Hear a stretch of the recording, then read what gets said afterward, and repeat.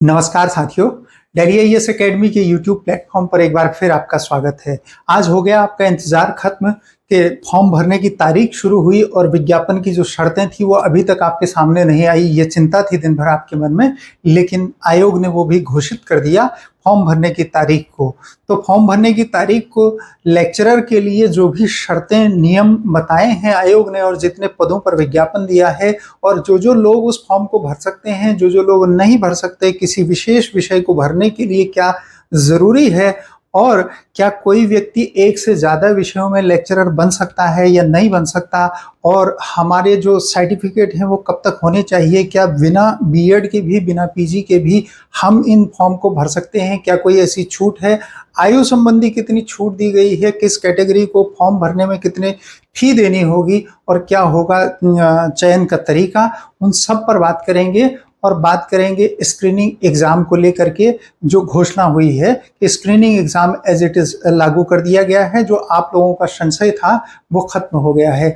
और कौन कौन से संशय हैं आपके मन में, जो डाउट है, उन सब को खत्म कर दिया जाएगा। आज की ये कुछ मिनटों की वीडियो आपकी सारी समस्याओं का समाधान करने में सफल रहेगी और फॉर्म भरने से पहले ये सारी चीजें आपको जान लेनी भी जरूरी होंगी।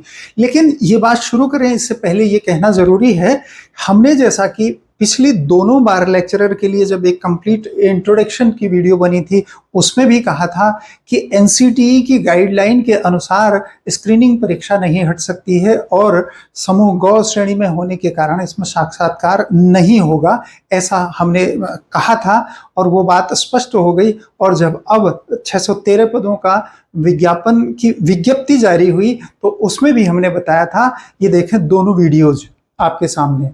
एनसीटीई की गाइडलाइन है कि हम ऐसे टीचर्स को चाहते हैं जिन्हें अपने विषय के ज्ञान के अलावा एक होलिस्टिक यानी विविध विषयों का ज्ञान हो। एनसीटीई का यह कहना है कि हम टीचर उन लोगों को बना सकते हैं जो एक मिनिमम एलिजिबिलिटी क्राइटेरिया को पार करके आएंगे। उसी परीक्षा का नाम स्क्रीनिंग है। तब तक जब तक कि टेट 3 का एग्जाम इंटर कॉलेज में पढ़ाने वाले प्रवक्ता लोगों के लिए जब तक आयोजित नहीं किया जाता है, तब तक स्क्रीनिंग परीक्षा के इस सिलेबस के हटने और स्क्रीनिंग परीक्षा के हटने की कोई भी संभावना दूर दूर तक नजर नहीं आती है। इसको बहुत सोच विचार करके रखा गया है। इसमें 6 अप्रैल को एग्जाम होगा। 6 अप्रैल 2025 को एग्जाम होगा और एग्जाम के साथ साथ ब्रैकेट में लिखा गया है स्क्रीनिंग परीक्षा। ये वो मजबूत आधार हो सकता है जिससे हमारा ये संशय समाप्त हो जाए कि स्क्रीनिंग होगी कि नहीं होगी। इसी आधार पर मजबूती से ये कहा जा सकता है कि इसमें स्क्रीनिंग परीक्षा होगी और दावा केवल इसी आधार पर किया जा सकता है जो कैलेंडर में मेंशन है। इसलिए जो तथ्यात्मक बात हो सकती है वो यही है। तो हमने जो ये बात कही थी कि एनसीटीई की गाइडलाइन में ऐसी उम्मीद है कि हम ऐसे अभ्यर्थियों को चुनना चाहते हैं, प्रारंभिक स्तर पर उनकी ऐसी जांच करना चाहते हैं जिसमें स्क्रीनिंग होनी चाहिए, यानी उनकी बहु विषयों की जानकारी के बारे में पता लगना चाहिए, उनका ऐसा एक टेस्ट होना चाहिए। उसके अलावा साक्षात्कार संभव नहीं है ऐसा भी।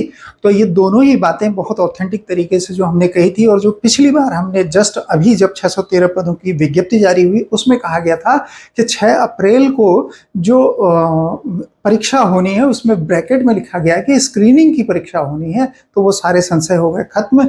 आखिर इसमें क्या क्या दिया गया है, किस विषय के लिए कितने पद जारी किए गए हैं और हमें क्या क्या करना है, लेकिन ये जानने से पहले ये बात जान लेना बहुत ज़रूरी है। ये जो तारीख दी गई है 7 नवंबर की, इस 7 नवंबर की तारीख तक हमारे पास सारे के सारे सर्टिफिकेट जो डिमांड किए गए हैं, मतलब जैसे पीजी मांगा गया है, बीएड मांगा गया है, तो इससे पहले हमारी मार्कशीट, हमारी डिग्री आ जानी चाहिए, क्योंकि उसमें डेट फिल करने की बात आएगी और जब डेट फिल करनी होगी तो वो मार्कशीट में हमारी डिग्री में मेंशन होगी। तो वो डिग्री भले प्रोविजनल हो पर वो होनी चाहिए, उससे हम अपना काम कर सकते हैं। इसका मतलब है कि एमए और बीएड, एमए मतलब मास्टर डिग्री, पीजी होना चाहिए, तो पीजी प्लस बीएड, और बीएड की जगह पर अगर कोई पुराने लोग हैं जिन्होंने एलटी किया है तो वो लोग भी इस फॉर्म को भर सकेंगे। एक समस्या का तो समाधान हो गया।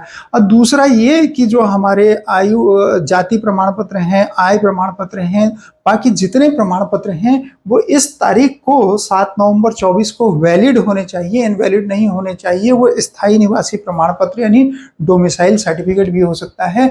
इसलिए ये डेट बहुत इंपॉर्टेंट है, 7 नवंबर 2024 की। तो यदि इस अवधि में कोई सर्टिफिकेट बन सकते हो, यदि आपके न बने हों तो उनको इससे पहले बना करके रख सकते हैं। उसमें एम्प्लॉयमेंट में जो नाम लिखा जाना है, अगर वो डेड हो गया है तो इस बीच उसको वैलिड रहना चाहिए इस तारीख को, ऐसा भी कर सकते हैं। हम बढ़ते हैं आगे। बाकी बातें तो इससे पहले हो ही चुकी हैं। ये माध्यमिक शिक्षा विभाग के अंतर्गत आता है। इसमें 613 पद कुल हैं और 550 पद सामान्य शाखा के और 63 पद महिला शाखा के हैं। ये महिला शाखा के पद कौन से होते हैं? ये वे पद होते हैं जिन विद्यालयों में केवल महिलाएं होती हैं, वहां के लिए मांगे जाते हैं। तो ऐसे 63 पद हैं और इसका मतलब ये हुआ कि पुरुषों के लिए केवल 550 पद हैं, जबकि महिलाओं के लिए 613 पद हैं। महिलाओं के लिए ज्यादा पद हैं, मतलब ये 63 अधिक पद उनके लिए हैं। हम जानते हैं कि ये लेवल 8 की नौकरी है, यानी इसका ग्रेड पे ये 47,600 से लेके 1,51,000 तक होता है। ये अराजपत्रित है, गजिस्ट्रेड नहीं है और इसमें 21 से 42 साल की एज मांगी गई है। तो जो 21 से 42 साल के लोग हैं, जो सामान्य कैटेगरी के हैं, वो इस फॉर्म को भर सकते हैं। लेकिन उसके लिए डेट ऑफ बर्थ क्या होनी चाहिए, किस किस के बीच होनी चाहिए, आयोग ने बड़ा स्पष्ट लिखा है। और एज रिलैक्सेशन किसे मिलेगा ये भी लिखा हुआ है। देखिए, सामान्य कैटेगरी को 2 जुलाई 82 से 1 जुलाई 2003 के बीच पैदा होना चाहिए। मतलब हुआ 2 जुलाई 82 जिसकी डेट ऑफ बर्थ है वो भी फॉर्म भर सकता है, और 1 जुलाई 2003 जिसकी है, सॉरी अगर ये बोला कि 2 जुलाई 1982 जिसकी है वो भी फॉर्म भर सकता है, और 1 जुलाई 2003 जिसकी है वो भी फॉर्म भर सकता है। ये तो बात रही सामान्य कैटेगरी की। लेकिन अगर कोई एससी है, एसटी है, ओबीसी है तो उसको 5 साल का एज रिलैक्सेशन दिया जाएगा। इसमें अब 5 इधर घटा लेंगे तो वो हो जाएगा 82 में से 5 घटाने पर 80 और 3 77 यहाँ हो जाएगा 2 जुलाई 77, और यहाँ यही रहेगा 1 जुलाई 2003। तो इन कैटेगरी में आने वाले लोगों को 5 साल का रिलैक्सेशन और दिव्यांग श्रेणी में आने वाले लोगों को 10 साल का एज रिलैक्सेशन दिया गया है। इस तरह से एज का कैलकुलेशन किया जाएगा। और आप जानते हैं क्योंकि ये पद उन लोगों के लिए हैं जिनका उत्तराखंड के सेवायोजन कार्यालय में नाम लिखा गया है, यानी उत्तराखंड के जो मूल निवासी हैं उनके लिए हैं। लेकिन ऐसे लोग जो पहले से ही राज्य सेवा में, उत्तराखंड में किसी सेवा में पहले से हैं, किसी सरकारी नौकरी में है उत्तराखंड की, तो वे लोग बिना डोमिसाइल के भी अप्लाई कर सकते हैं। देखें और क्या बात है, और ये लिखा गया है कि इसमें जो ये शुल्क है वो इतना देय होगा। केवल जो दिव्यांग श्रेणी है उसको कोई शुल्क नहीं देना है। बाकी एससी एसटी को, 2 कैटेगरी को केवल 60 रुपए का शुल्क देना है, यानी वो कुल पेमेंट जब वो करेंगे तो उनको 82 रुपए 30 पैसे देना होगा। और अगर ये बाकी ईडब्ल्यूएस हैं और जनरल हैं और उसके अलावा ओबीसी हैं, तीनों कैटेगरी के लिए 172 रुपए फाइनल कटेंगे। वैसे शुल्क 150 रुपए है। बाकी दिव्यांगजनों के लिए कोई भी शुल्क नहीं है। शुल्क की समस्या ये समाप्त हो गई। लेकिन ऐसा भी तो होता है कि इसमें हम लोग एक नहीं, एक से ज्यादा विषयों में पीजी होते हैं, तो हमें लगता है कि हमें इन चारों सब्जेक्ट में, 5 सब्जेक्ट में अप्लाई करना चाहिए। तो क्या हम कर सकते हैं? जी हाँ, हम इसके लिए अप्लाई कर सकते हैं। कौन लोग? जिनके एक से ज्यादा विषयों में पीजी हैं वो उतने सभी विषयों के लिए अप्लाई कर सकते हैं, किंतु उन्हें सभी विषयों के लिए अलग अलग अप्लाई करके अलग अलग फी पेमेंट करना पड़ेगा। इसका मतलब हुआ कोई अगर 4 सब्जेक्ट में कर रहा है तो वो 4 बार फी पेमेंट करेगा। तो 172 को अगर वो जनरल कैटेगरी का है तो उसे वो पेमेंट करना होगा। और दूसरा ये कि हमने जो बात अभी कही आपको कि सेवायोजन कार्यालय में नाम होना जरूरी है, और अगर राज्य सरकार की किसी नौकरी में है तो बिना सेवायोजन में नाम के भी अप्लाई कर सकते हैं। एक और बात, वैवाहिक परिस्थिति जो है ये हर बार ऐसी ही होती है हर फॉर्म में, क्या कि जिस महिला का एक से अधिक पुरुष जीवित हों और या जिस पुरुष की एक से ज्यादा महिलाएं जीवित हों वो इसके लिए अप्लाई नहीं कर सकते। यानी विवाहित होने की स्थिति में वही लोग इसमें अप्लाई कर सकते हैं जिनकी एक जीवित विवाहित पत्नी हो, एक जीवित विवाहित पति हो। आगे देखें और क्या बात है इसमें। इसमें यह है कि जो मैं आपको कह रहा हूं कि ये जो विषय है एक से ज्यादा विषयों के लिए अप्लाई करेंगे, तो इसमें एक उदाहरण दिया गया है, पूरे नोटिफिकेशन में बताया गया है कि कोई 4 विषय के लिए भी अप्लाई कर सकता है। बस उसे, जैसे उदाहरण के लिए इसमें दिया गया है कि एक जनरल कैटेगरी की महिला है तो वो महिला शाखा में भी अप्लाई करेगी। सपोज करें वो हिंदी और अंग्रेजी दोनों में पीजी है, तो वो महिला शाखा में भी हिंदी अंग्रेजी में फॉर्म भरेंगी तो 150 रुपये एक बार देंगी, और वो सामान्य शाखा में भी भरेंगी तो 150 एक बार देंगी। कुल मिलाकर के 600, और जो अतिरिक्त शुल्क लग रहा है वो उसमें जुड़ेगा। तो ऐसी स्थिति है, इसका मतलब है हम कितने भी विषयों के लिए अप्लाई कर सकते हैं। पर सवाल ये है कि कितने विषयों के लिए वैकेंसी निकली है। तो कुल 15 विषयों के लिए सामान्य कैटेगरी में, और 16वां विषय जो केवल महिलाओं के लिए है वो है गृह विज्ञान, होम साइंस। इस तरह से कुल 16 विषयों में वैकेंसी निकली हुई है। ये रही हिंदी, अंग्रेजी, संस्कृत, भौतिक, रसायन, गणित, जीव, नागरिक शास्त्र, अर्थशास्त्र, इतिहास, भूगोल, समाजशास्त्र, कला, वाणिज्य। और ये समस्या रहती थी, कई लोगों को ये समस्या है कि ये वाणिज्य वाले, कॉमर्स वाले भी अप्लाई कर सकते कि नहीं कर सकते। तो बड़ा स्पष्ट सा लिखा हुआ आ गया कि कॉमर्स वाले अप्लाई कर सकते हैं, एग्रीकल्चर वाले अप्लाई कर सकते हैं, और आर्ट वाले, कला वाले अप्लाई कर सकते हैं। इसमें शारीरिक शिक्षा जैसा कोई विषय नहीं है, और इसमें समाजशास्त्र को भी स्थान दिया गया है। तो कुल मिलाकर के पद तो ये रहे हमारे पास। सबसे ज्यादा पद देखेंगे तो यहाँ ये देखें 69 पद हिंदी में हैं, और बाकी इस तरह से देखेंगे तो सबसे ज्यादा पद सिविक्स में, नागरिक शास्त्र में, जिसे हम पॉलिटिकल साइंस से पीजी जो लोग हैं वो भरते हैं, उनके लिए सबसे ज्यादा पद हैं। कुल मिलाकर के ये 550 पद हैं। और ये जो मिसलेनियस सब्जेक्ट के रूप में यहाँ शामिल किए गए हैं, कला, वाणिज्य, कृषि, इनमें केवल दो पद हैं। तो जिसे कई सालों से अपॉर्चुनिटी नहीं मिली है, इन विषयों को शामिल नहीं किया जाता था, उनके लिए लेक्चरर बनने की एक बड़ी अपॉर्चुनिटी ये है। समाजशास्त्र में 10 पद हैं, जिसमें जनरल कैटेगरी के लिए ये 6 पद हैं। तो ये पदों का विवरण उसमें डिटेल से दिया गया है, और संभवतः ये जानने में बहुत रुचि आपको नहीं है, आपको विषय जानने थे तो विषय ये सारे रहे। इनमें से हम जितने भी विषयों में पीजी हैं और बीएड हैं या एलटी हैं, तो हम सभी विषयों के लिए अप्लाई कर सकते हैं। मल्टीपल करना पड़ेगा उतनी बार अपनी फीस को, तो हम अप्लाई कर सकेंगे। और महिला शाखा में 63 पद दिए गए हैं, 63। उसमें अगर एक नया विषय है तो यही होम साइंस है, और बाकी इन सारी विषयों में यानी वाणिज्य में भी, कृषि में भी और कला में भी पद यहाँ भी शामिल हैं। तो कुल 16 विषयों के लिए वैकेंसी निकली है। कितनी? 613, जिसमें 63 हैं महिला शाखा के लिए, और 550 हैं सामान्य शाखा के लिए, जिससे महिलाएं और पुरुष दोनों अप्लाई कर सकते हैं। आखिर एग्जाम कैसे होगा? वही बात जो पहले कही थी कि ये स्क्रीनिंग की परीक्षा होगी। और कौन सी स्क्रीनिंग की परीक्षा? ये स्क्रीनिंग की परीक्षा जो केवल अर्हकारी होगी। इसका मतलब है कि ये केवल क्वालिफाइंग नेचर की होगी। इसका मतलब ये हुआ कि अगर ये 150 में से किसी के 140 भी आ जाएं और मेरिट केवल 80 चली जाए, तो 140 वाले को कोई एडवांटेज नहीं मिलेगा। यानी इसके जो नंबर है वो हमारी फाइनल मेरिट में किसी काम नहीं आते हैं। 80 मेरिट जाए और 80 से ज़्यादा हमारे मार्क्स हों, हमारी जिम्मेदारी इतनी है। इसका मतलब है जो फाइनल सिलेक्शन होगा वो किससे होगा? मेंस से होगा। और मेंस किस बात का होगा?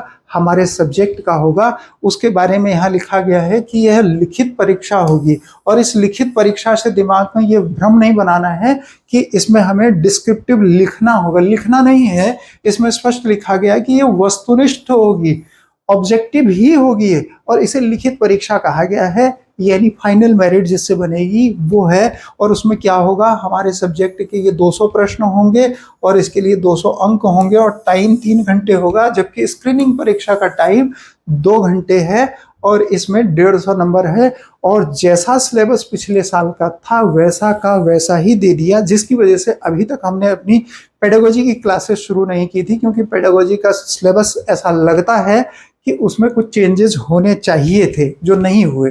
जैसा कि एलटी में कुछ अच्छी चीज़ें शामिल की गई थी सिलेबस में, तो ऐसी कुछ अच्छी चीज़ें शामिल करने की संभावना थी, लेकिन उसमें बदलाव करने की ज़रूरत आयोग ने नहीं समझी तो अच्छा है।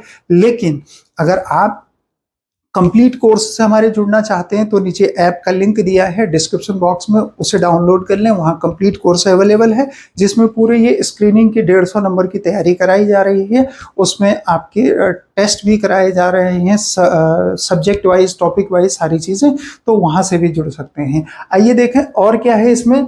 इसमें है कि अब जो समस्या है कि अगर हम 4-5 विषयों के लिए अप्लाई करेंगे तो क्या हमारा चयन, अगर हम बहुत एक्स्ट्रा ऑर्डिनरी रखते हैं जानकारी अपने विषय की और हर विषय की, तो हम अगर 5 विषय में पीजी हैं और 5 विषय में हम अप्लाई करें तो क्या 5 विषय में हम चुने जाएंगे? क्या हमें ये मौका रहेगा कि फिजिक्स, केमिस्ट्री, बायो, मैथ या जो भी हमारे और विषय हैं उन सब में से हमें कोई आसान जगह पर स्कूल मिल रहा हो हमारे घर के पास, या जिस शहर में हम चाहते हो उस शहर के पास जहाँ मिल रहा हो, वैसे शहर में मिलता नहीं है क्योंकि दुर्गम में ही सबसे पहले नौकरी करनी होती है। कम से कम 3 साल तो हैं ही हैं जो मानक हैं, वैसे कई सालों तक भी करनी पड़ती है, पर 3 साल से ज़्यादा तो प्रायः करनी ही होती है।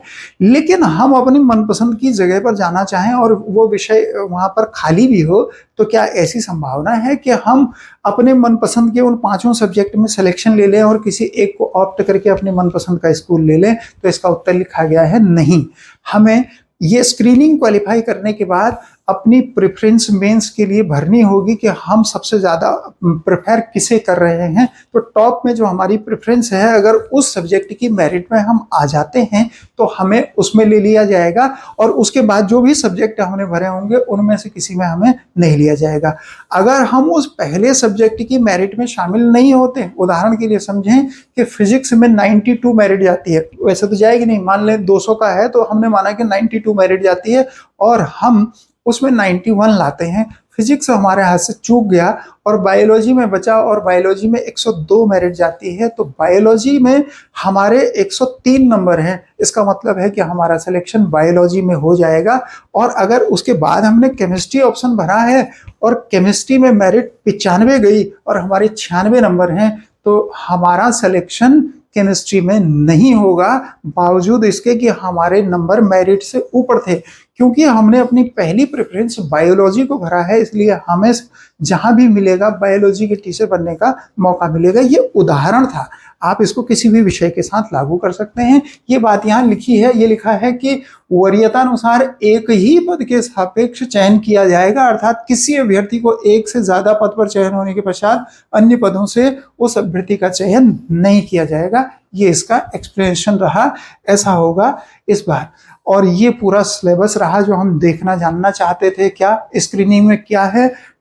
यहाँ शब्दशः वही बात लिख दी गई है और हम पहले भी इस बात की चर्चा कर चुके हैं कि इसमें 40 नंबर की पेडागोजी और 35 नंबर का जीएस और 30 नंबर की उत्तराखंड और 25 नंबर की मैथ रीजनिंग और 20 नंबर की ये हिंदी पूछी जानी है। और वही बात पिछली बार की तरह से एज इट इज पूछ ली गई है, वही इसमें शामिल है, इसके अलावा कुछ भी शामिल नहीं है। ये सामान्य अध्ययन 35 नंबर का, इसमें से बहुत सारी चीज़ें हमारे यहाँ, क्योंकि अभी तक केवल जीएस की क्लासेस शुरू हुई थी, तो उसमें से बहुत सारी चीज़ें हमारे ऐप पर पहले से अपलोड भी हो चुकी हैं। बाकी लाइव क्लासेस, लाइव नहीं सॉरी रिकॉर्डेड क्लासेस उसमें आती हैं, मतलब लाइव इसलिए कहना पड़ गया उसे क्योंकि वो फ्रेश रिकॉर्ड होती हैं तो अपलोड होती हैं। आगे बढ़े तो देखेंगे कि उसमें उत्तराखंड राज्य संबंधी ज्ञान, ये सारा का सारा उत्तराखंड है जिसमें खेलकूद एवं मनोरंजन भी शामिल है। ऐसे 10 टॉपिक दिए गए हैं। जनरली इसमें 10-10 टॉपिक देने की कोशिश की गई है, पर मैथ और रीजनिंग में बहुत बड़ा सिलेबस दिया गया है, ये है। और बाकी सिलेबस ये रहा हिंदी का, जिसमें सारे ये केवल 5 अलग अलग हिस्से दिए गए हैं, क से लेके 9 तक।